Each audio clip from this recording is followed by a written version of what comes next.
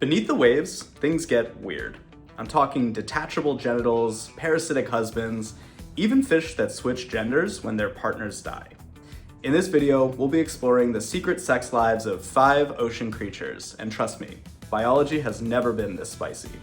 My name is Ned, this is The Curious Current, and let's dive in to learn more. Let's start with the icon of deep sea horror, the anglerfish. You've probably seen her before, that nightmare with the glowing lure dangling from her head like a biological light bulb.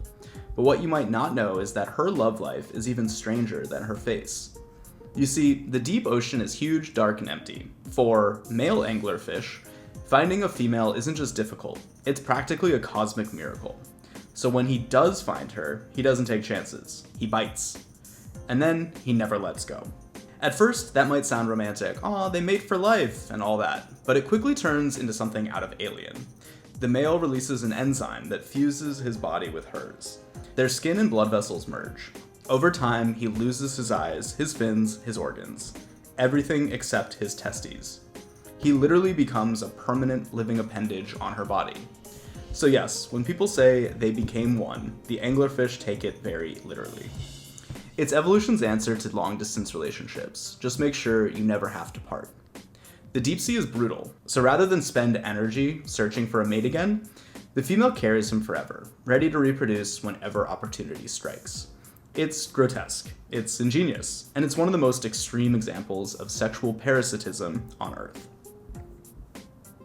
Now let's discuss the humble barnacle, the overachiever of the sea, if you will. Barnacles spend their adult lives glued to rocks, ship hulls, or whales, encased in their little calcium houses. It's a fine lifestyle, unless you're trying to date. Imagine being cemented to a rock for life, surrounded by neighbors and unable to move an inch. What's a creature to do? Well, barnacles evolved a simple but impressive solution. Emphasis on impressive. They grew the longest penis relative to body size of any animal on Earth, up to 8 times their body length.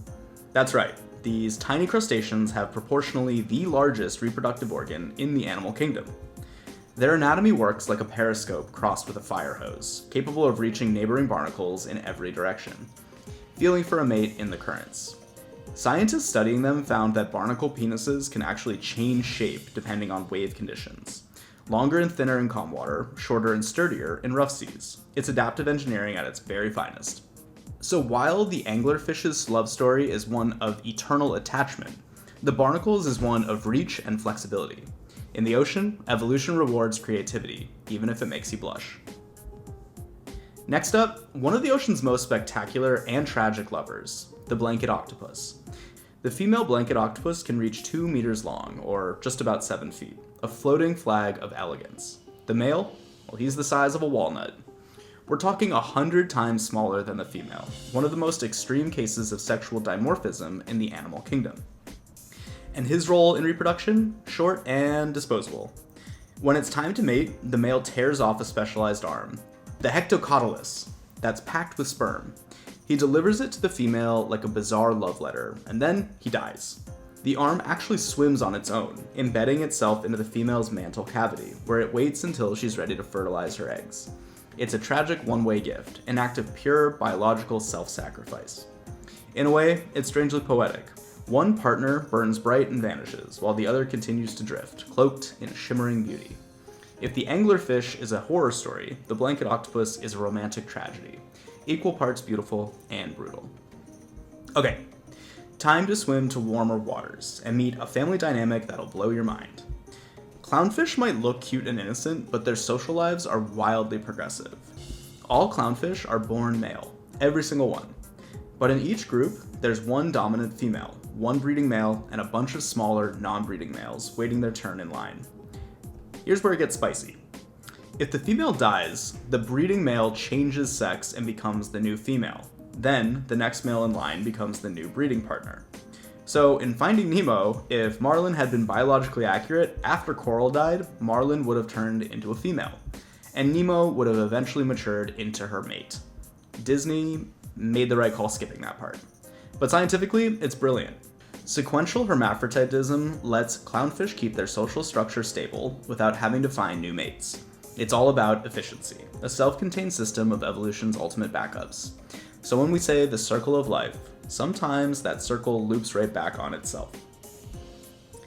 Now, let's end our tour with something unexpectedly beautiful. The kind of love story that reminds you evolution isn't just brutal, it can be artistic. Meet the Japanese white-spotted pufferfish. He's a small, unassuming little fish with a big romantic streak. When it's mating season, the male spends days, sometimes weeks, sculpting an intricate circular pattern in the sand. It's a perfect geometric masterpiece, ridges, valleys, and symmetry that would make an architect jealous. The circles can span over 2 meters wide, and every detail is crafted by the flick of his fins. Why? Because the female only mates with the best artist. Once she arrives, she glides across his creation like a queen inspecting a dance floor. If she's impressed, she lays her eggs in the center, the sacred heart of the pattern, and he fertilizes them. Then, like all great artists, he guards his masterpiece until the next tide washes it away. Scientists once called these patterns crop circles of the sea, but really, they're love letters written in sand, ephemeral, perfect, and gone with the current. So what do we learn from all this? That nature doesn't care about our notions of romance, beauty, or normalcy. In the ocean, love can mean fusion, it can mean self-sacrifice, it can mean changing your sex, growing absurd anatomy, or spending your life carving art no one else will ever see. And yet, every one of these bizarre strategies exists because it works. How to pass your genes on in a world that's unpredictable, vast, and full of hungry mouths. Evolution doesn't write love stories. It writes survival stories dressed up as love. The anglerfish's eternal fusion, the barnacle's flexible reach, the octopus's fatal romance, the clownfish's fluid identity, the pufferfish's devotion to art. All of them are proof that nature's creativity knows no shame and no limits. Maybe that's the real lesson of the ocean's strangest lovers. When it comes to keeping life going, anything goes. So next time you see a fish, a coral, or even a barnacle, remember, somewhere in that calm blue world, love is happening in ways we can barely imagine. And it's weirder, wilder, and far more wonderful than any love story we've ever told. Thank you so much for watching. My name is Ned, and this is The Curious Current. If you enjoyed this video, please consider liking, subscribing, and letting me know in the comments what you'd like to learn about next. I'm always interested in hearing from you. Remember to always be kind to each other and stay curious and stay current. And remember, in the ocean, even love evolves.